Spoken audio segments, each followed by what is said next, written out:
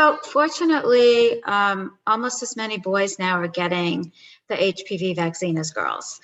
So in the beginning, there was a big gap because it was approved first in girls, and that's because worldwide, cervical cancer is one of the most common cancer killers of women. Um, but in the United States, there are more men that get throat cancer caused by HPV than there are women who get cervical cancer.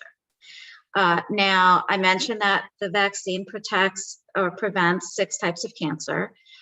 Some of those are exclusively in persons who were born with female biological parts, so cervical, vaginal, vulvar, and in men, penile. But in both genders, in both sexes, anal and throat. And throat is much more common in men than in women.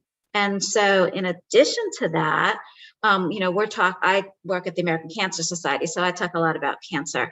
But there's a rare but really awful disease called respiratory papillomatosis.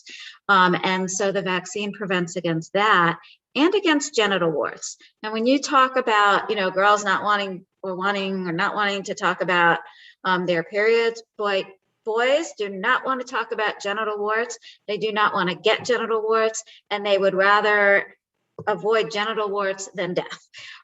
So the vaccine has almost eliminated genital warts in those countries where they have really high vaccine rates, like Australia. You just don't see it anymore. In the United States, it's really dramatically declined. So over 90% of genital warts are prevented by this vaccine.